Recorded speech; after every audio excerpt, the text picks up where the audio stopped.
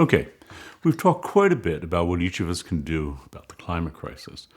This has included personal actions, climate activism, becoming politically active, communication, and so forth. In terms of personal actions, we've talked about largely plant-based diets, food waste, automobile ownership, air travel, minimalist approach to stuff, and so forth and so forth. But what if you wanted to jump ahead to the end game? In other words, what if you wanted to actually live a largely sustainable life right now? Would it be possible here in America, in California? To be clear, what we are talking about here is reducing our greenhouse gas emissions to 1/10 of the average American's climate footprint, 10% of the average American's climate footprint. And would it be possible for more than just an individual? In other words, could a family, let's say 2 parents and 2 children, live this sort of lifestyle in America today? If so, what kind of life would it be? Could it possibly be a good life, a fulfilling, happy, meaningful life? At one point in the 2009 documentary No Impact Man, the lead character, his partner, and their small daughter are huddled in their Manhattan apartment with seemingly no electricity and only candles for light. Is this what a sustainable future would be like? Fortunately, there are other options.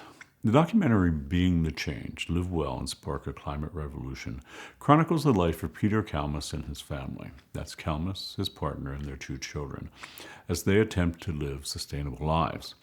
Incidentally, as Peter Kalmus is a climate scientist at NASA's Jet Propulsion Laboratory in Pasadena, California, he is particularly well positioned to accurately assess his own climate footprint. And that footprint, as it turns out, is exceptionally small. As Kalmus notes in the book of the same name upon which this documentary is based, his personal greenhouse emissions are about 1/10 of the average American's. Specifically, Kalmus's emissions amount to about 2 metric tons annually. You might recall that this is about where we should all be in accord with the Paris Agreement signed at COP21. As Kalmus notes in the book, quote, "This level of reduction, while incomplete, allows my family and me to continue a normal suburban life. This suggests that a similar reduction is well within the reach of most of us. And as more people make significant reductions and systematic alternatives to fossil fuel become increasingly available, going the rest of the way will become easier." Kalmus adds that, quote, "I still emit nearly twice as much as the average person in Bangladesh, and infinitely more than a wild, non-human earthling. In other words, infinitely more than an animal." It's interesting to note that this approach comes from a scientist, a climate scientist at that. Given his background, we might expect Kalmus to advocate for technological solutions like self-driving cars or a new generation of solar cells built on nanotechnology. But instead, he talks about bicycle riding and humanoir. By the way, the title, Being the Change, is a reference to that quote attributed to Gandhi that I keep mentioning. Be the change that you want to see in the world. What might being the change be like in this context? Well, watch the film or read the book. Here's how the publisher describes the book on which this film is based. Quote, "We all want to be happy.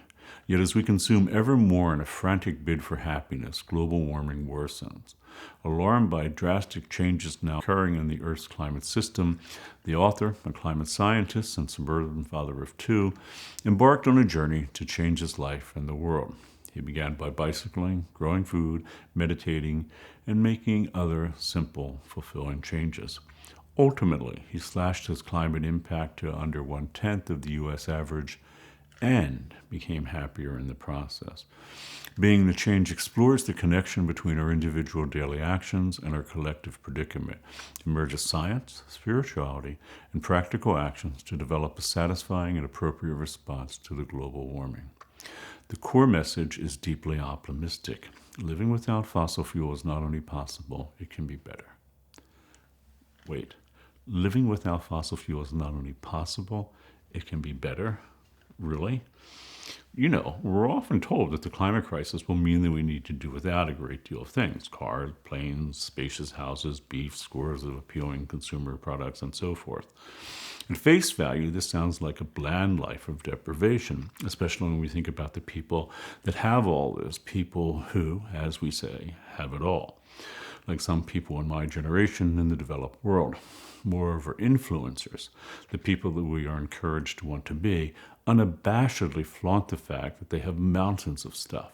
Consequently, it may seem that the road to happiness is paved with carbon, or more accurately, that you need to be responsible for the release of literally tons of carbon per month if you want it all, if you want happiness.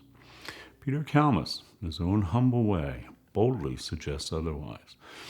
That, in fact, we have it all wrong. The stuff and our preoccupation with it will not make us happy. In fact, such preoccupations will likely have the opposite effect.